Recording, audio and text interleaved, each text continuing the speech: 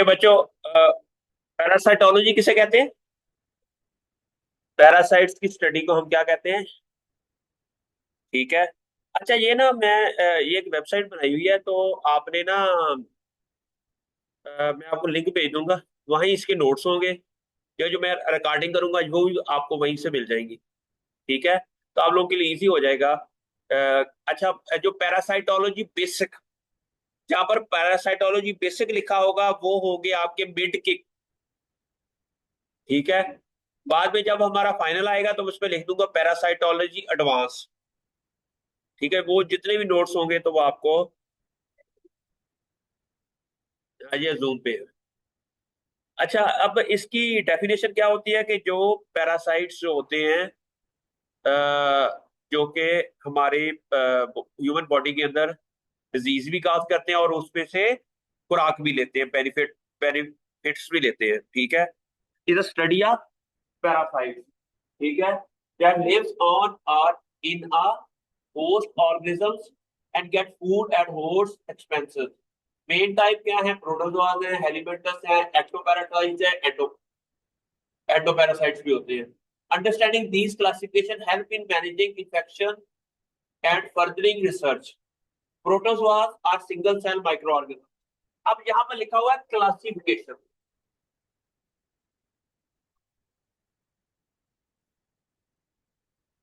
What is classification?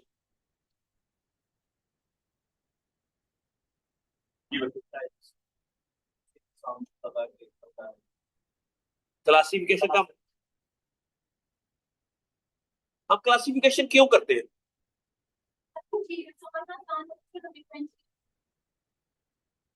Very good, हम classification इसलिए करते हैं ताकि हमें अंडरस्टैंडिंग हो सके, क्योंकि क्लासिफिकेशन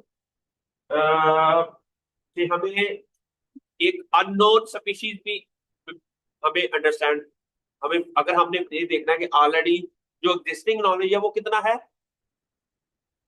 क्या कोई ऐसा नॉलेज है जो नहीं मिला हमें, उसको अंडरस्टैंड करने के लिए भी हम क्लासिफिकेशन करते हैं। ठीक है, हमें कोई ऐसा ऑर्गेनिज्म है जिसके करेक्टरिस्टिक्स पता है, वो तो हमें क्लासिफाई करके उनको डिफरेंट ग्रुप्स में ऐड कर दिया। हमें एक ऐसा ग्रुप नया मिलता है, ऐसा जानवर मिलता है, ऐसा एनिमल मिलता है या पैरासाइट मिलता है जो कि पहले किसी ग्रुप में शामिल नहीं है, तो वो इट मीन हम उसको एक नए ग्रुप में ऐड कर देंगे।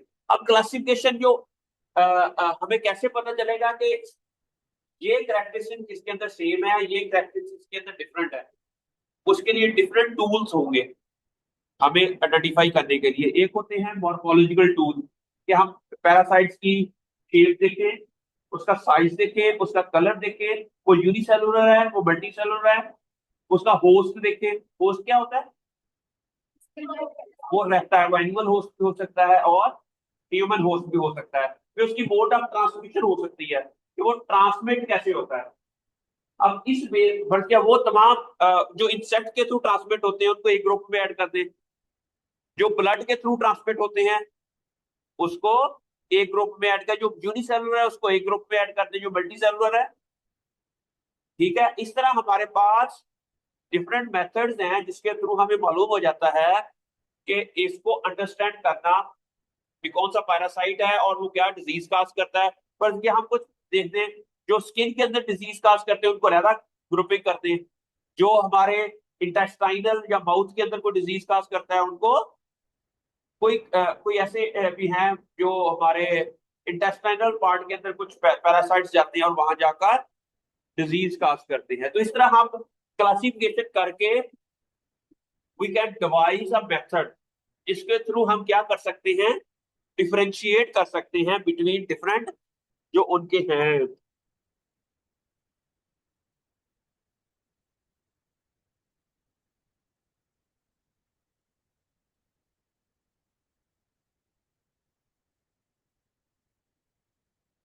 ओके, अच्छा, तो ये है कि इसमें प्रोटोजोआज है, हेलिमेंटस है, एक्टोपैरासाइट्स है। Protozoas are single cell microorganisms, helminths are larger worms. इसमें निमाटोड्स भी हो जाते हैं और राउंड वर्म्स हैं। फिर आगे ectoparasites like tick live on the surface. तो ये वो सारी इसमें हमने क्लासिफिकेशन की हुई है ह्यूमन पैरासाइट्स की। प्रोटोजोआ, एलिमेंटस, एक मिनट।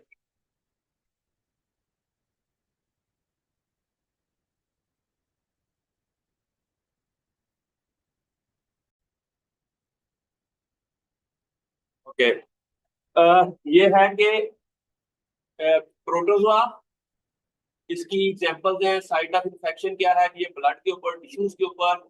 और इसकी ट्रांसमिशन मोड क्या है, कंटेमिनेटेड फूड है। वेक्टर्स क्या होते हैं, वेक्टर्स वो जो वेक्टर्स होते हैं ये नॉर्मली जो जो आपके पैथोजन को एक जगह से दूसरी जगह लेके जाते हैं। नॉर्मली ये इस वेक्टर को हम कहते हैं इंसेक्ट वेक्टर। क्या होते हैं, इंसेक्ट वेक्टर, ठीक है। एलिमेंटस जो होते हैं उसमें एनिमीलिया, नीमाटोड्स। आपको पता है नीमाटोड्स क्या होते हैं? इसके अंदर एक ऑर्गेनिज्म है नीमाटोड के अंदर, सी एलिगेंस। 5 नोबेल प्राइज मिले हैं इसको। व्हाट डज मीन, नीमाटोड को 5 नोबेल प्राइज मिले हैं। लोगों ने नीमाटोड के ऊपर रिसर्च करके कोई पाथवेज डिस्कवर किए हैं, और उस पाथवेज की वजह से, उस रिसर्च की वजह से लोगों को नोबेल प्राइज मिला है। That's why this nematode are very important for the discovery of new and उसके अंदर बहुत आप इम्पोर्टेंटली पाथवेज दुनिया के अंदर डिस्कवर हुए हैं, नए केमिकल पाथवे, नई जीन्स, नई डिस्कवरीज। जीन को कैसे म्यूटेट किया जा सकता है, कैसे जीन को ओवर एक्सप्रेस करवाया जा सकता है, इस ये सारी स्टडीज किसमें हुई है, नीमाटोड के अंदर। एंड इसकी जो एस्कैरस है, ये डिफरेंट इसके नीमाटोड्स हैं। और ये कहाँ रहते हैं, लिवर के अंदर, ब्लड के अंदर, लंग्स के अंदर। ये इनसाइड द बॉडी रहते हैं, ये इनसाइड द बॉडी रहते हैं, ठीक है। इसलिए इनको एंडो, एक्टोरी एंडो, एंडो पैरासाइट्स कहते हैं। इसका स्किन है, मीट है, के थ्रू पेनिट्रेशन होती है। ओके, उसके बाद है एक्टोपैरासाइट्स। उसमें आ जाता है टिक्स आ जाती हैं, ये स्किन, हेयर और एक्सटर्नल बॉडी के अंदर, इसके अंदर होती है ज्यादातर। और इसका डायरेक्ट कांटेक्ट है इन्फेक्टेड क्लॉथिंग और बेडिंग से भी। अब ये जो बेड बग्स होते हैं, बेड बग्स होते हैं जो वो भी आपको काटते हैं, उससे भी अक्सर बीमारियां हो जाती है, ठीक है। और इसके अलावा फंजाई, फंजाई क्या होती है, फंगी, इसको फंगी भी कहते हैं, इसको फंजाई भी कहते हैं। फंजाई क्या होती है,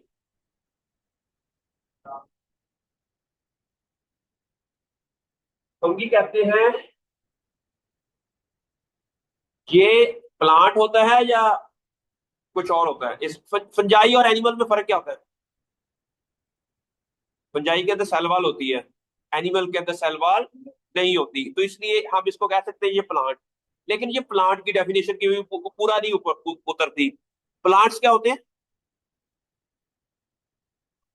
जो अपनी खुराक, फंजाई नहीं, फंजाई क्या होते हैं, they are not producing their own food.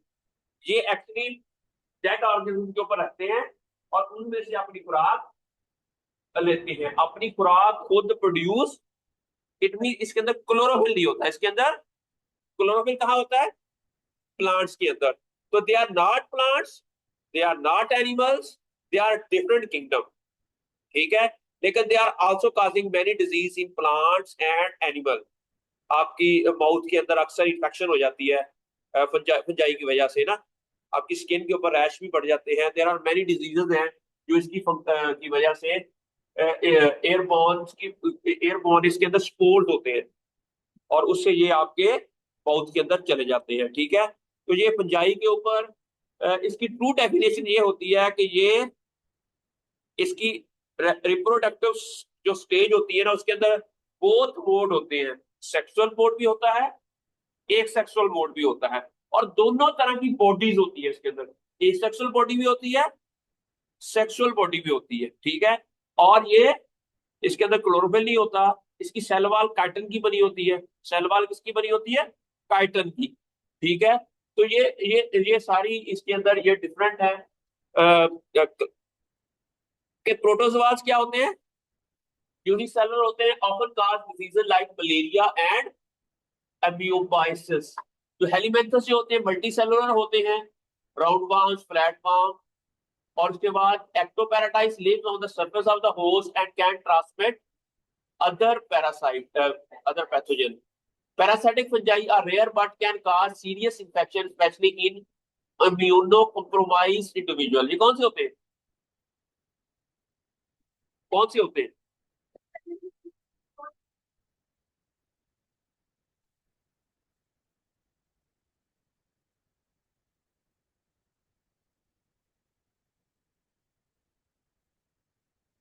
Immuno compromised. फर्ज किया आपने कोई एंटीबायोटिक खाई, उससे क्या होगा? आप फर्ज किया आपने एंटीबायोटिक क्या होती है,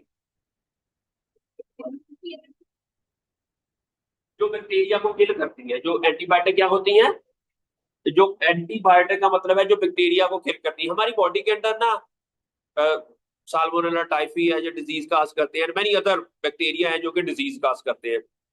लेकिन कुछ ऐसे बैक्टीरिया भी हैं जो हमारी बॉडी के लिए बेनिफिशियल हैं, उनको हम कहते हैं दोस्त बैक्टीरिया। उसे क्या कहते हैं, दोस्त बैक्टीरिया। जब हम एंटीबायोटिक खाते हैं ना, वो बैक्टीरिया भी किल हो जाते हैं जो हमारी बॉडी के लिए अच्छे होते हैं। अब वो बैक्टीरिया कहाँ होते हैं, पहला क्वेश्चन। वो बैक्टीरिया हमारे इंटेस्टाइन के अंदर होते हैं। क्या कहाँ होते हैं? अच्छा, अब वो दोस्त बैक्टीरिया कैसे है, क्वेश्चन ये है। और हम उसको कहते हैं इम्यूनिटी बूस्टिंग बैक्टीरिया। वो होती है इम्यूनिटी। कैसे इम्यूनिटी बूस्ट करते हैं जी बताओ। ये अच्छा, जब हम नॉर्मली ये जो फूड खाते हैं ना हम, वो फूड जिसके अंदर सैलड होता है, जिसके अंदर सेल वाल बहुत होती है। सेल वाल किसे कहते हैं बच्चों? सेल वाल कहाँ होती है? प्लांट्स के अंदर सेल वाल होती है। और वो जो सेल वाल आता है होती है ना, ये फाइबर होता है। क्या होता है? फाइबर। हमें कहते हैं ना कि ज्यादातर हमें सलाद खाना चाहिए या फ्रूट खाने चाहिए। फ्रेश चीजें जितनी खाएंगे उतना हमारी बॉडी के लिए फायदामंद है। एक्चुअली ये डाइजेस्ट नहीं होती आपके मैदे के अंदर या स्टोमक के अंदर, ठीक है? जो चीज डाइजेस्ट ना हो मैदे के अंदर, वो ज्यादा अच्छी होती है। उनके अंदर फाइबर्स होते हैं। उनके अंदर क्या होते हैं? Fibres. Fibres normally does not digest in stomach, वो डायरेक्टली इंटेस्टाइन में चले जाते हैं। जो इंटेस्टाइन है वहां पर हमारे कुछ बैक्टीरिया होते हैं जो इन फाइबर से ना एंटी कैंसरस कंपाउंड प्रोड्यूस करते हैं, इम्यूनिटी बूस्टर प्रोड्यूस करते हैं। जब हम एंटीबायोटिक खा लेते हैं तो क्या हो जाता है, हम ये हो जाते हैं, ये जो लिखा हुआ है क्या, इम्यूनो कंप्रोमाइज हो जाते हैं। जब हमारी इम्यूनिटी डिस्टर्ब होती है तो फंजाई भी अटैक कर जाती है, क्योंकि हमारी इम्यूनिटी रिलेटेड जो कंपाउंड्स हैं वो हमारी बॉडी के अंदर नहीं बन रहे होते, जिसकी वजह से क्या होता है भी और पैथोजन भी अटैक कर लेती है। अच्छा, आपको पता है कि स्पेशली ये जो हमारे इधर बच्चे बैठे हैं, ये जो ये एंटीऑक्सीडेंट भी प्रोड्यूस करते हैं। एंटीऑक्सीडेंट क्या होता है? आपके जो चेहरे के ऊपर झुर्रियां पड़ती है वो कैसे पड़ती है? जब औरत जब है एजिंग एजिंग नहीं, जब टेंशन लेती है तो क्या होता है कि हमारी बॉडी के अंदर ना रेडिकल्स प्रोड्यूस होते हैं। क्या होते हैं? रेडिकल्स। रेडिकल्स किसे कहते हैं? ऑक्सीजन के ऊपर अगर एक इलेक्ट्रॉन ऐड हो जाए तो उसके ऊपर एक नेगेटिव चार्ज आ जाएगा। O2, O2 है ना, इसके ऊपर एक इलेक्ट्रॉन आ गया, क्या होगा? O2 minus. ये रेडिकल्स है। ये क्या है? ऐसा कोई कंपाउंड जिसके ऊपर नेगेटिव चार्ज हो या पॉजिटिव चार्ज हो, नॉर्मली नेगेटिव चार्ज वाले को हम क्या कहते हैं? रेडिकल। ये जब हमारी बॉडी के अंदर प्रोड्यूस होते हैं ना, तो ये तमाम जो हमारी बॉडी के अंदर प्रोटीन्स हैं, डीएनए है, कार्बोहाइड्रेट्स हैं, ये उनको जाकर डिग्रेड कर देती है। क्या कर देती है? जिसकी वजह से क्या होता है, जिसकी वजह से ये होता है कि हमारी बॉडी के ऊपर सेल डेथ हो जाती है। सेल डेथ होती है तो झुर्रियां पड़ जाती है। ये जो हमारे इम्यूनिटी बूस्टर्स होते हैं ना, इनके अंदर एंटीऑक्सीडेंट भी होते हैं, एंटी रेडिकल्स भी होते हैं। क्या होते हैं? भी इनको खत्म करने के लिए इसके ऊपर ये जो इलेक्ट्रॉन ऐड हुआ होता है, वो हम हमारे जो जो बैक्टीरिया है कुछ ऐसे एंटीऑक्सीडेंट भी प्रोड्यूस करते हैं, या नेचुरली उन प्लांट्स के अंदर भी वो एंटीऑक्सीडेंट होते हैं। वो जाके इन रेडिकल्स, इन ऑक्सीजन के ऊपर से ये रेडिकल्स है ना, इसको अपने अंदर ले आते हैं। आप क्रीमें क्यों लगाते हैं? उनके अंदर भी एंटीऑक्सीडेंट होते हैं। उनके अंदर भी क्या होते हैं? ये जो विटामिन ई है, विटामिन ई क्या है? एंटीऑक्सीडेंट है। ये क्या है? जितनी ये क्रीमें श्रीमें लगाते हैं, ये एक्चुअली हमारी बॉडी के अंदर जाकर पर ये जो रेडिकल्स है ना, उनको खत्म कर देते हैं, जिस वजह से सेल डेथ भी होती और चेहरा फ्रेश रहता है। इससे अच्छा है कि आप सैलड खाएं। सैलड जब खाएंगे ना, तो वो नेचुरली आपके इम्यून सिस्टम को बूस्ट कर देगा और आपको ये क्रीमें लगाने की जरूरत नहीं पड़ेगी। अगर आप अच्छी फूड करें खाएंगे, हेल्दी फूड खाएंगे, you don't need to use artificial ये जो चीजें हैं, ये खाने की जरूरत नहीं पड़ेगी। समझ आ रही है आप लोगों को? दैट्स वाई जो इम्यूनो कंप्रोमाइज। अच्छा आप बताएं कि दुनिया में ना ये जो एंटी विटामिन हैं, इनके टैबलेट्स खाई जाती है। मैं अक्सर जापान में ये जो लोग ना हर खुराक के साथ ये जो विटामिन है, विटामिन विटामिन जो होते हैं ना, मल्टी विटामिन, ये नॉर्मली वो फूड के तौर पर ही साथ खाते हैं। लेकिन अगर आप नेचुरल जितना फ्रूट्स खाएं, वेजिटेबल खाएं, और जो आपका मीट होता है उसके अंदर ज्यादा प्रोटीन होती है। उसके अंदर क्या होती है? प्रोटीन भी हमें चाहिए होती है, क्योंकि हमें मसल स्ट्रॉन्ग करने होते हैं। तो हमें क्या चाहिए? मसल्स और बोन को स्ट्रॉन्ग करने के लिए क्या चाहिए? प्रोटीन चाहिए। लेकिन हमारी इम्यूनिटी को बूस्ट करने के लिए हमें फाइबर चाहिए। फाइबर कहाँ होता है? सैलड के अंदर। ये टेक्निकली क्या होता है फाइबर? नहीं, प्लांट के अंदर से तो होता है। ये प्रोटीन होती है, कार्बोहाइड्रेट्स होती है, या डीएनए। कार्बोहाइड्रेट खाने तो हमें नहीं खाने चाहिए। शुगर नहीं ना, शुगर क्या है? स्टार्च क्या है? कार्बोहाइड्रेट्स। वो खाने से क्या होता है? ठीक है। लेकिन ये जो है ना, structural carbohydrates, structural carbohydrates they are called fibres. Structural का मतलब क्या होगा जी बच्चों? They are the part of the some structure. इतना सेल वाल है, ये सेल के अंदर क्या है? एक स्ट्रक्चर है। अगर उस स्ट्रक्चर का कोई पार्ट होगा उसे हम कहेंगे structural carbohydrates. The structural carbohydrates are called fibres. क्या होते हैं? फाइबर्स। आगे एलिमेंटस जो है, they are called parasitic worm है और multicellular parasitic organism that infect human and animal. They are broadly classified into three major groups हैं। ठीक है? क्या बच्चे क्वेश्चन? ओके। इसके ये तीन मेजर ग्रुप्स हैं, उनमें निमाटोड्स हैं,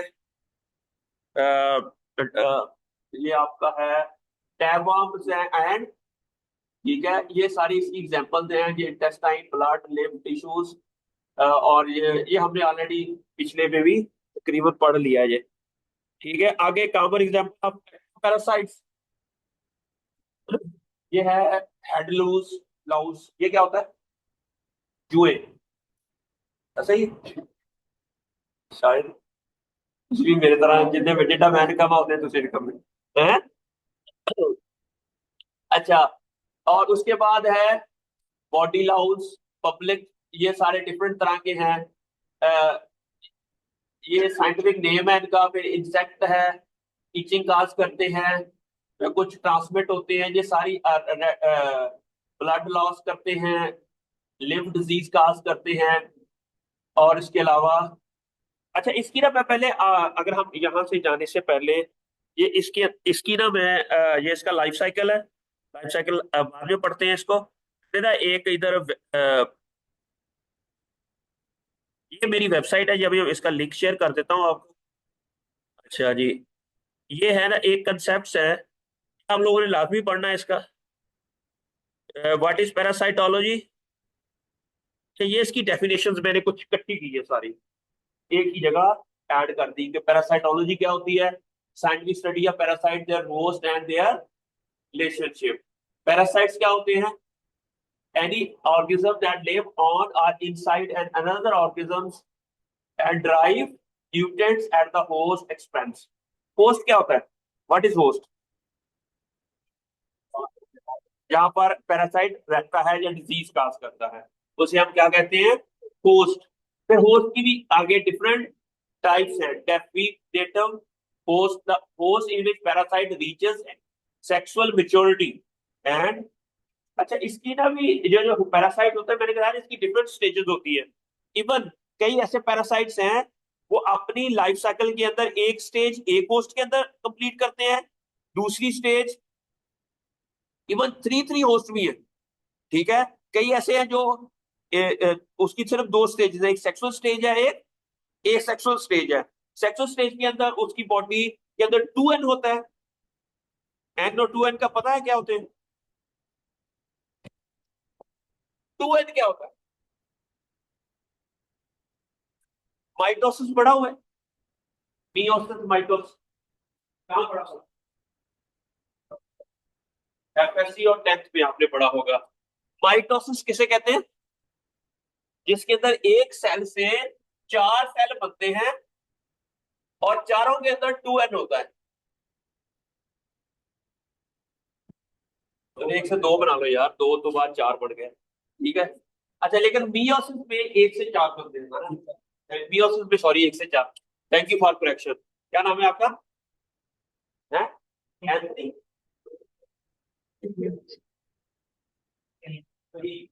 ओके, फहीम ने कहा कि जो आपका माइटोसिस है, उसे एक से दो सेल बनते हैं, दो से चार, चार से आठ, आठ दरमियान में आठ भी आता है। ठीक है, 8 से 16 बनते हैं। ठीक हो गया। अच्छा, अब ये होता है माइटोसिस। अच्छा, 2n का मतलब क्या होता है फहीम? ह्यूमन बॉडी जो है, उसके अंदर कितने क्रोमोसोम होते हैं? 46 46 होते हैं। 23 क्रोमोसोम के पेयर होते हैं। हर क्रोमोसोम है ना, उसका एक पेयर है। अगर ये क्रोमोसोम है, उसका एक पेयर है। अगर इस तरह का क्रोमोसोम है, उसका एक पेयर है। हर क्रोमोसोम का एक पेयर है। और इतना 46 क्रोमोसोम होते हैं। ठीक है। अच्छा, अगर तो सेल डिवीजन हो और एक एक पेयर आगे सेल के अंदर रह जाए, तो उसे हम कहते हैं एन। उसको कहते हैं। अब यहाँ पर 23 क्रोमोसोम हो, यहाँ भी 23 क्रोमोसोम हो, इसे कहेंगे एप्लाइड सेल। इसे क्या कहेंगे? वो होगा डिप्लॉयड सेल। ये क्या होगा? ठीक है। और ये है एप्लाइड सेल। कहाँ होता है? कहाँ प्रोड्यूस होता है एप्लाइड सेल?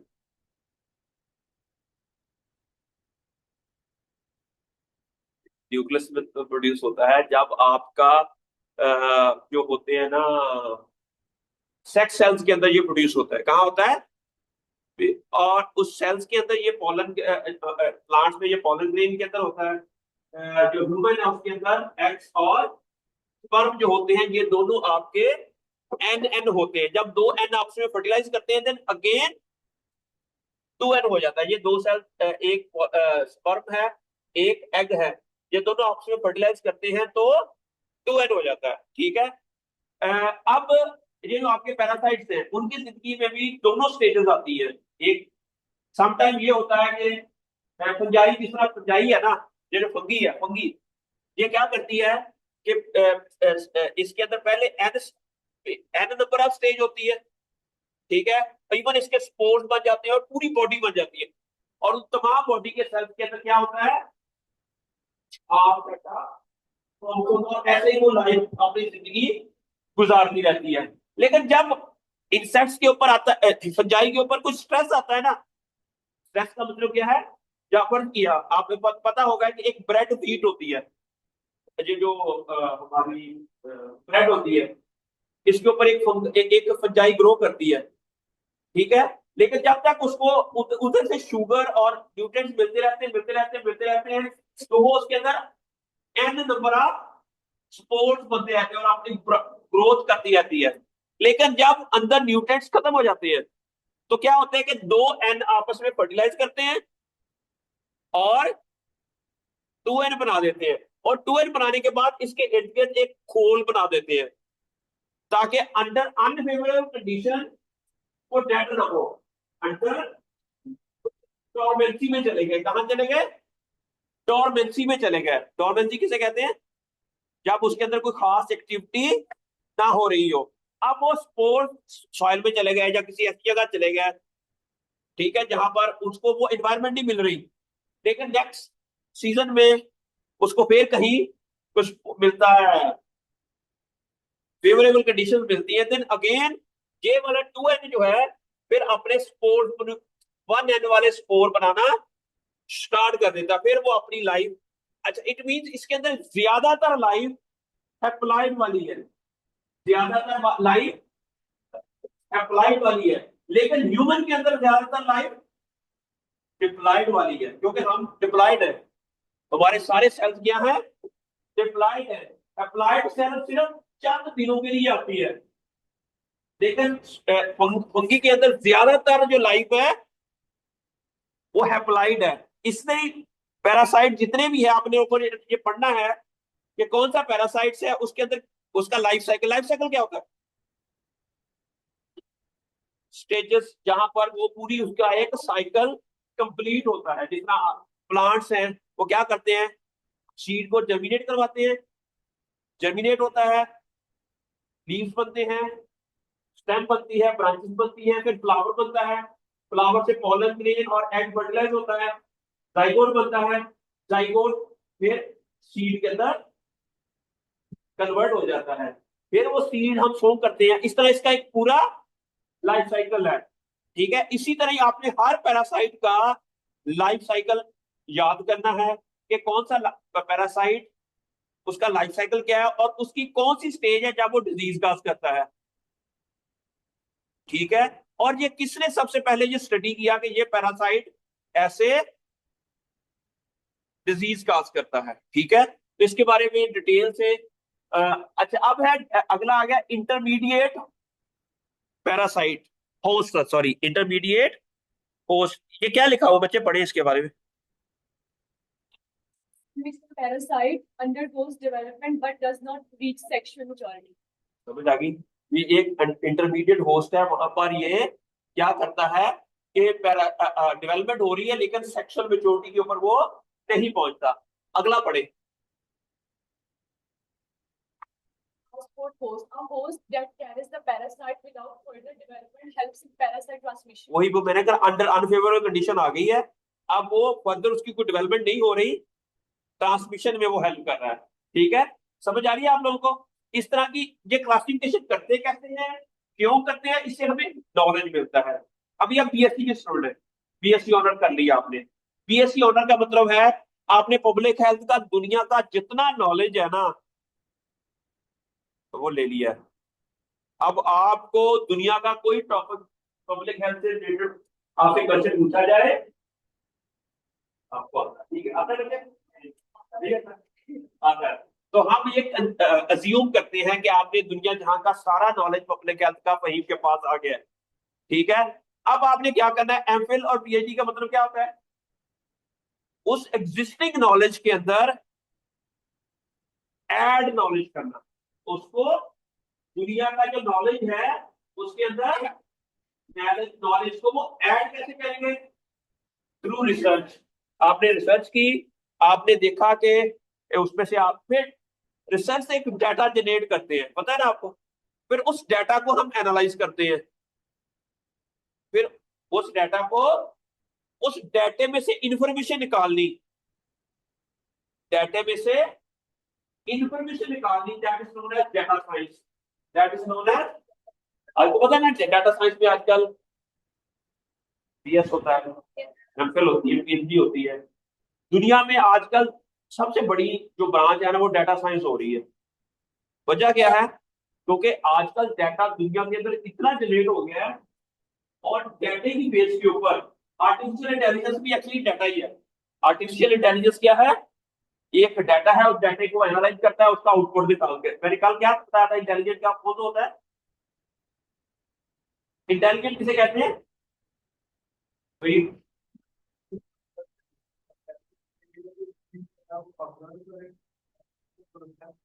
और फिर उसको आउटपुट दे, आउटपुट निकाले। अगर ये काम एक मशीन करे उसे हम कहेंगे आर्टिफिशियल इंटेलिजेंस। इंटेलिजेंट किसे कहते हैं? मैंने उस दिन भी बताया था शायद में कि अगर हम यहाँ पर लिखें कि एक बंदा आता है आपके पास, उसको कोई बीमारी है, आपने पहले उसको ऑब्जर्व किया, फिर आपने प्रोसेस किया कि ये बीमारी किस वजह से है, फिर आपने उसकी एक आउटपुट के उसको रिकमेंड किया कि ये आप क्रीम लगाएं तो आपकी जो बीमारी है वो ठीक हो जाएगी। अगर तो वो ऐसा करने से वो ठीक हो गया, it mean you are super intelligent. या आप क्या है? आप पब्लिक हेल्थ के इंटेलिजेंट हो गए। अगर यही काम एक मशीन करे, मशीन के सामने आके एक बंदा बैठा हो, मशीन आपसे पूछे आपको बीमारी क्या है, और फिर वो प्रोसेस करे और फिर आपको बताए कि आपको ये बीमारी, आप ये मेडिसिन लें, ये करें, वो करें, वो क्या होगी? Artificial intelligence. इट मीन ये सारा डाटा की बेस के ऊपर हो रहा है। कौन से बेस के ऊपर? Data scientist. मैं कहता हूँ आप डाटा साइंटिस्ट के साथ बन जाए, ठीक है? मैं साथ में डाटा साइंस के ऊपर भी बच्चों को पढ़ाता हूँ चीजें, साथ में बायोइन्फॉर्मेटिक्स भी पढ़ाता हूँ। मैं बायोइन्फॉर्मेटिक्स का पता क्या? बायोलॉजी इंफॉर्मेशन, बायोलॉजी की इंफॉर्मेशन को बायो इंफॉर्मेटिक, इंफॉर्मेटिक कंप्यूटर की साइंस है। बायोलॉजी और कंप्यूटर और स्टैट, इन तीनों का कॉम्बिनेशन जो है वो क्या है? Bio informatics. मेरी पीएचडी बायोटेक्नोलॉजी और बायो इंफॉर्मेटिक्स में है। तो मैं आप कोशिश करूंगा यहाँ पर आप लोगों को ना एक साइंटिस्ट भी बना दो कि डाटा कैसे जनरेट करना है, डाटा से एनालाइज कैसे करना है, और उसमें से आउटपुट और इंफॉर्मेशन कैसे निकालनी है। आपके पास कोई, अच्छा, आप करोगे जब भी कहीं जाओगे, जहर आपको कोई इंफॉर्मेशन, आपने पहले पब्लिक हेल्थ से रिलेटेड, आपका काम क्या होता है मुझे ये बताएं? पब्लिक हेल्थ वालों का काम क्या होता है? प्रिवेंशन। कैसे करोगे प्रिवेंशन? डाटा की बेस के ऊपर। आपको डाटा साइंस आनी चाहिए, आपको डाटा साइंस आनी चाहिए, ठीक है? इंफॉर्मेशन आपने मैनेजमेंट करनी है, आपके पास डाटा ही नहीं है, आपको पता ही नहीं है कि पूरे लाहौर में कितने लोगों को डेंगू हुआ है। डाटा आ गया, अब आपने देखना है कि इसको मैनेज कैसे करना है। तो भी कितनी मेडिसिन चाहिए होगी, कितने डॉक्टर चाहिए होंगे, कितना पैरामेडिकल स्टाफ चाहिए होगा, गवर्नमेंट को कौन सी पॉलिसीज। असल पाकिस्तान का मसला ही यही है कि हम बगैर रिसर्च किए ना पॉलिसीज बना देते हैं। जिस तरह हमारा सबसे बेड़ा गर्क किया इस मुल्क को सीएनजी सेक्टर ने। आपको पता है सीएनजी की वजह से मुल्क का कितना नुकसान हुआ है? सीएनजी क्या होती है पता? क्या होती है? उसे कारों के अंदर डालते हैं ना गैस। अब उससे क्या हुआ कि अंधे बार हमें पता नहीं था कि हमारे नेचुरल ड्रग कितने हैं। इंडिया ने शुरू कर ली, बाकी लोगों ने शुरू कर ली, हमें पता नहीं था। हमें 4-5 साल लोग बड़े खुश हो गए सस्ती एक बात वो सोशल गाया हो गए सारे। अब सारे सीएनजी पंप खत्म हो गई, जिन बच्चों ने करोड़ों रुपए की इन्वेस्टमेंट की थी वो सारी खत्म हो गई। ये होती है बगैर प्लानिंग के, बगैर डाटा साइंस के, बगैर रिसर्च किए हमने कोई। और पब्लिक हेल्थ तो है ही सारी मेरे ख्याल से रिसर्च बेस्ड है। आपने डाटा कलेक्ट करना है, उसको रिसर्च करनी है, उसमें से इंफॉर्मेशन आपने लेनी है, और उस इंफॉर्मेशन की बेस के ऊपर आपने प्लानिंग करनी है। ऐसा ही है, ठीक है? अगर आपको ये चीजें आती होंगी जो मैं मेरे लिहाज से, तो मैं आपको ये बताऊंगा। मैं पैरासाइटोलॉजी के अंदर डाटा जनरेट करूंगा, लेकिन होगा वो पैरासाइट का ही। और आपको अच्छा मैं बताऊंगा कि इसको डाटा को एनालाइज कैसे करना है, उसमें से इंफॉर्मेशन एक्सट्रैक्ट कैसे करनी है और चीजों को कैसे आपने अंडरस्टैंड करना है। ठीक है, अब जी नेक्स्ट वेक्टर क्या आगे आ गया जी। हाँ, An animal host that maintains the parasite in nature and is a source of infection for humans or other species. क्या क्या कहना चाह रहा है यहाँ पर? एनिमल होर्स वो लेकिन उसका रिजर्वायर क्या है? एनिमल है। जिस तरह आपने देखा होगा कि यार गंदम जो है वो सर्दियों में ग्रो होती है, उसको एक बीमारी ने अटैक किया, ठीक है, फिर गर्मियां आती है, गर्मियों में वो पैथोजन कहाँ चला जाता है? वो कहीं ना कहीं रिजर्व, कहीं ना कहीं जाकर छुप जाता है, कहीं ना कहीं ऐसी जगह। फिर दोबारा से सर्दियां आती हैं, फिर गंदम की फसल आके फिर वही डिजीज काज कर लेती है। ऐसे ही है ना। वीड्स, समटाइम की जो वीड्स होती है, जड़ी बूटियां, वो भी रिजर्वायर होती हैं जो कि डिजीज का, हम अक्सर वायरसेस होते हैं जो प्लांट को इन्फेक्ट करते हैं, और वो वायरसेस वीड्स के अंदर चले जाते हैं। और ये कॉटन हमने पूरी हार्वेस्ट कर ली। कॉटन लीफल वायरस है, आपको पता होगा कि कॉटन के अंदर 1990 में एक वायरस आया, पाकिस्तान की सारी कॉटन क्रॉप तबाह बर्बाद हो गई और पाकिस्तान को $5 बिलियन का नुकसान हुआ, ठीक, एक वायरस की वजह से। ठीक है, अब 1990 से लेकर अभी तक सिर्फ उस वायरस को कंट्रोल करने के लिए रिसर्च हो रही है। ठीक है, लेकिन वो वायरस फिर आ जाता है अगले साल। हालांकि अक्टूबर में उसको हार्वेस्ट कर लिया, अगले साल फिर मई में जाके क्रॉप लगाते हैं, लेकिन वायरस कहां से आ जाता है? बीज से, मिर्चों से, क्योंकि वो वायरस में मिर्चों में चला जाता है, टोमेटो में चला जाता है, और फिर उनको white fly vector, insect vector जो है वो ट्रांसमिट करता है। समझ आ गई? और इस तरह इसको एपिडेमोलॉजी ऑफ डिजीज भी कहते हैं आप। अच्छा आगे आ गया वेक्टर, वेक्टर आ गया जी बच्चे। Arthropod that transmits a parasite from one host to another. Arthropod किसे कहते हैं? आर्थ्रो इंसेक्ट्स का जो ऑर्डर है उसे हम क्या कहते हैं? क्या फाइलम, फाइलम इंसेक्ट, जो इंसेक्ट्स का फाइलम है उसको हम आर्थ्रोपोड्स कहते हैं, जिसके अंदर सेगमेंटेड बॉडी होती है, इंसेक्ट्स लाइक, और वो सबसे ज्यादा डिजीज काज करने में या ट्रांसमिट करने में इंसेक्ट वेक्टर का डेंगू मच्छर, डेंगू मच्छर है। और मलेरिया, मलेरिया कैसे काज होता है? प्लाज्मोडियम, प्लाज्मोडियम ट्रांसमिट कौन करता है? मॉस्किटोस, मॉस्किटो, जो मॉस्किटो होते हैं वो इसको, डिजीज को ट्रांसमिट करते हैं। समझ आ गई आपको? अच्छा अब अगला पढ़े बच्चे। Parasites that is transmitted from animals to humans. क्या समझ आई? जो डिजीज चलती है उसे हम कहते हैं, अगला Arthroponosis, a disease caused by parasites transmitted from humans to other humans. एक ह्यूमन से दूसरे ह्यूमन को जो डिजीज काज होती है, एंथ्रोपोनोसिस, एंथ्रोपोजेनिक एक्टिविटी कहते हैं। एंथ्रोपोजेनिक एक्टिविटी किसे कहते हैं? अक्सर हम कहते हैं कि एंथ्रोपोजेनिक एक्टिविटी हुई है, एक नेचुरल होती है, एक एंथ्रोपोजेनिक होती है। मैन मेड, मैन मेड, ठीक है। अब पता है दुनिया में पहले सारे लोग नेचुरली रहते थे, प्लांट भी खुद ग्रो करते, खुद ही इंसान ही ग्रो करता था नेचुरली, वाइल्ड स्पीशीज रहती थी और सारा कुछ नेचुरली हो रहा था, लोग घरों में रहते थे। लेकिन जब इंसान आया, इंसान ने की एक्टिविटी स्टार्ट शुरू हुई, उससे क्या हुआ? डिस्ट्रक्शन हुई, प्रॉब्लम्स आई, नेचर से हम हट गए। और इसलिए एंथ्रोपोजेनिक, क्या दुनिया में कोई ऐसा एरिया है जहां पर अभी तक एंथ्रोपोजेनिक एक्टिविटी नहीं हुई पूरी अर्थ में?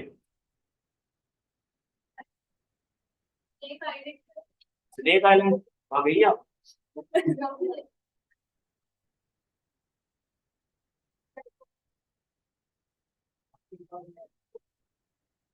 Y are you laughing?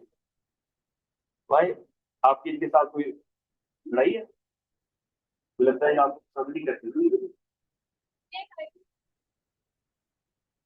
Okay, अभी दुनिया में आप कहीं भी चले, आप ना आज जो बिस्कुट का रैपर है या टॉफी का रैपर अपना कहीं ना कहीं से मिल जाएगा ना, इसमें इंसान हर जगह पहुंच चुका है। इंसान जहां गया वहां तबाही कर दी, नेचर को डिस्टर्ब किया।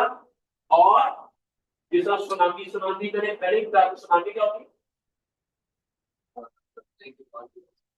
समुद्र में हुए, उससे वो बहुत डिस्ट्रक्शन हुई इंडोनेशिया में, मलेशिया में, चाइना में, बहुत ज्यादा तबाह बर्बादी हुई। क्यों हुई? क्योंकि उससे पहले वहां पर नेचुरल जंगल थे, जिसको मैंग्रोव्स कहते हैं। क्या कहते हैं?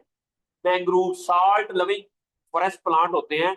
और वो बहुत ज्यादा तादाद में इंडोनेशिया मलेशिया के सामनों के ऊपर थे, लेकिन इंसानों ने वहां cut cut cut cut cut करके ना, अब वहां पर सुनामी पहले भी आते थे, लेकिन वहां पर वो डिजीज काज या ये इसकी वजह से ये नहीं होती थी। ठीक है, आगे पढ़े जी बच्चे। Parasite that lives inside the body of the host in the intestines and blood tissues. चलो, ये समझ आ गई सबको? आ गई? आगे Lice, ticks, साइज क्या होती है? जुएं होती है। ठीक है, सबको पता है जुएं होती है। आपको जब लड़कियों को बहुत होती है जुएं, पर तो बेचारे शरीफ होते हैं। बाकी आगे Liquid parasite, a parasite that cannot complete its life cycle without a host. Obligate parasite कौन से होते हैं? कुछ एग्जांपल बताएं।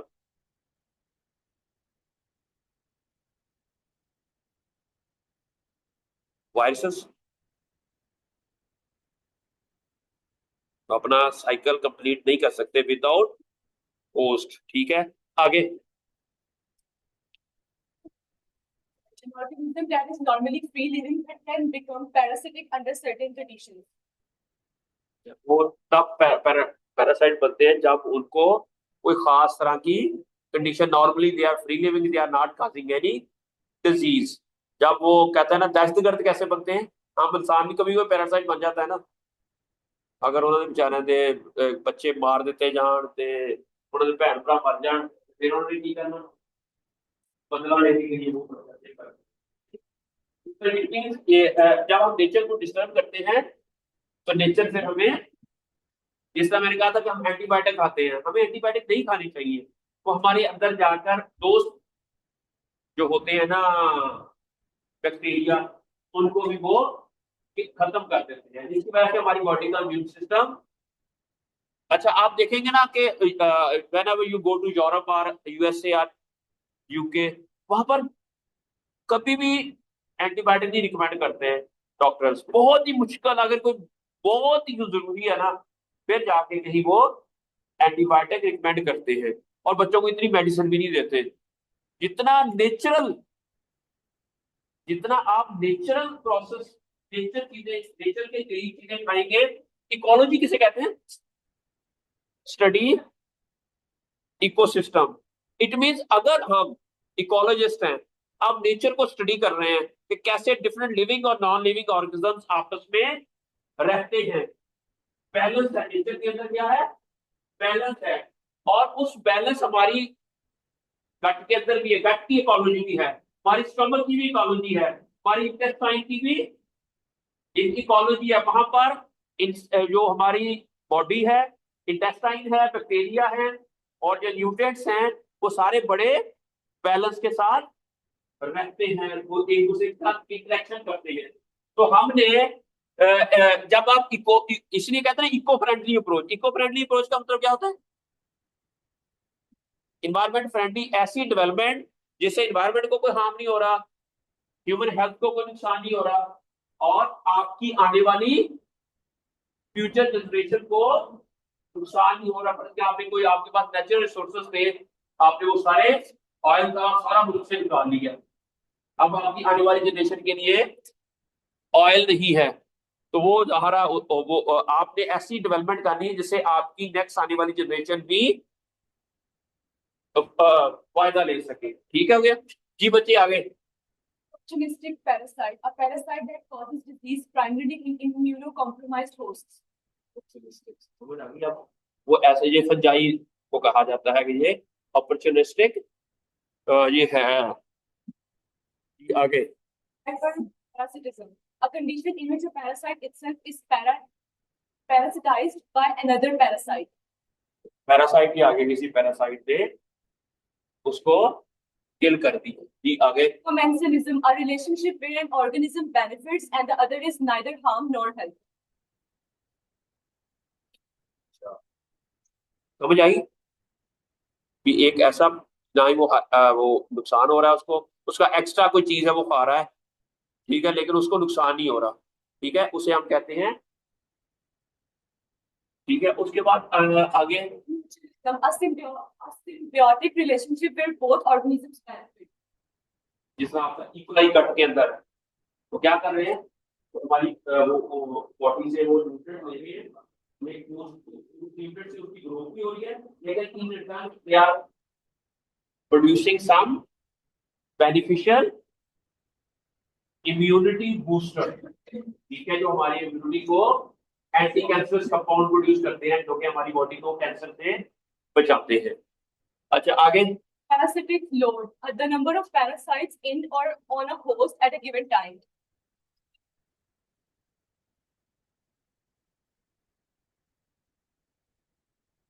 अस्सलाम वालेकुम बच्चे, मैं ना क्लास पढ़ा रहा हूँ, थोड़ी देर तक कॉल करता हूँ। ओके अच्छा जी The proportion of individuals in a population infected with a particular parasite. Prevalence क्या होती है जी, हम कैसे मालूम कर सकते हैं? हैं?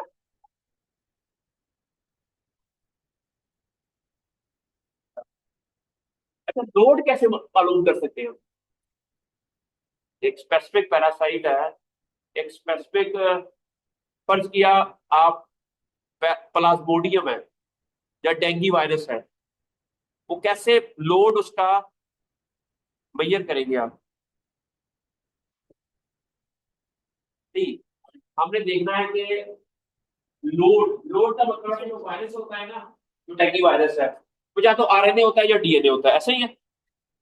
वायरस दो तरह ही होते हैं ना, या तो वो डीएनए होते हैं या इसका साल्मोनेला टाइफी वो बैक्टीरिया है। बैक्टीरिया का हम ब्लड में से डीएनए आइसोलेट करेंगे, ब्लड में से डीएनए आइसोलेट करेंगे, फिर हमारे पास ना पीसीआर पड़ा हुआ आप लोगों के पास, पीसीआर पॉलीमरेज चेन रिएक्शन एक पीसीआर टेक्निक होती है, जिसके थ्रू हम ये मालूम कर सकते हैं कि total number of bacteria per ml, एक एमएल के अंदर कितने बैक्टीरिया हैं, उसको कहते हैं load, number of bacteria per ml of the blood, that is known as. फिर हम उसके मुताबिक मेडिसिन देते हैं, फिर उसके मुताबिक हम, और अगर नंबर ऑफ अपन किया ना पैथोजन नंबर ऑफ लोड बहुत ज्यादा है तो हम ज्यादा हैवी डोज देंगे, अगर थोड़े से नंबर ऑफ उसको आसानी से ही किल किया जा सकता है उसको लो डोज दे देंगे। क्या दे देंगे? लो डोज हम दे देंगे। तो पता है कई बंदे को जस्ट एक हम अगर हमने किसी बंदे को ठीक करना हो, सिंपल बस एक बार कहते हैं तो वो बंदा ठीक हो जाता है। पहले बार कभी कभी थप्पड़ भी मारना पड़ता है, कभी कभी गोली छोड़ी भी मारनी पड़ती है, नहीं है? तो इस तरह हमने ये जो वायरस लोड है या ये लोड है पैरासाइटिक लोड, हमें पता चल जाए कि एक स्पेसिफिक इंडिविजुअल के अंदर कितने पैरासाइट्स हैं और उसका नंबर ऑफ इंडिविजुअल्स कितने हैं, तो हम उसके मुताबिक में डॉक्टर डिवाइस करते हैं कि हमने उसको कौन सी मेडिसिन देनी है। समझ आ गई आपको? अच्छा आगे आ गया इंसिडेंस क्या होता है? Parasitic infection occurring over a period of time. Video कैसे देखने आ रहे हैं, ये हम लोग का काम है, क्या हम लोग का काम है कि इतने नए केसेस आ रहे हैं उसको कैसे मेजर करना है, कैसे ये सारी मैं चीजें इंशाल्लाह साथ साथ आपको सारा बताऊंगा कि अगर आपने लोड मेजर करना है, इंसिडेंस को मेजर करना है, डिजीज एपिडेमियोलॉजी को मालूम करना है कि कैसे ये सारा काम कर सकते हैं, तो ये सारी चीजें इंशाल्लाह साथ साथ लेक्चर के अंदर हम आप लोगों को बताते जाएंगे। आगे Presence of ectoparasites on the external surface of a host. इन वेस्टेजन एक्सटर्नल सरफेस के ऊपर जो भी चीज आती है उसे हम क्या कहते हैं? एक्टोपैरासाइट्स बोलते हैं। तो सर्फस के ऊपर आते हैं, अगर सर्फस के ऊपर कोई पैरासाइट आया है उसको हम इन्फेस्टेशन कहेंगे, क्या कहेंगे जी आगे। Infection, period, and multiplication of endoparasites in the host body. इसे कहते हैं इन्फेक्शन। अगर इनसाइड द बॉडी को पैथोजन मल्टीप्लाई हो रहा है उसे इन्फेक्शन कहेंगे, अगर आउटसाइड द बॉडी इन्फेस्टेशन। समझ आ गई? इन्फेक्शन और इन्फेस्टेशन में फर्क क्या है? आउटसाइड हो तो इन्फेस्टेशन, इनसाइड हो तो आगे Pathogenicity, the ability of a parasite to cause diseases in its host. Pathogenicity. Patho का मतलब होता है डिजीज, जेनेसिटी मतलब काज करना, पैथोजेनिसिटी का मतलब है डिजीज काज करना, ठीक है, उसे हम क्या कहते हैं? पैथोजेनिसिटी। ठीक है, ये ability of the parasite to cause disease, इसको कहते हैं अच्छा आगे बढ़े। Virulence, the degree of damage or severity of disease a parasite can cause. वीरनेस का मतलब है कि कितना डैमेज काज किया है उसने, कितना डैमेज काज किया है, उसे हम कहते हैं विरुलेंस। आगे लाइफ साइकिल क्या होता है? The series developmental stages a parasite goes through from one generation to the next. Direct life cycle, a life cycle that involves only one host, and indirect life cycle, a life cycle involving two or more hosts, usually an intermediate and a definitive host. Very good. ये ना मैं आपको ये सारी इसके link आप लोगों को भेज देता हूँ, ठीक है। तो लेकिन हमारा ना एक दिन में 2 दिन ना रख लें आप, है चाहे 1-1 घंटे का रख ले दोनों दिन,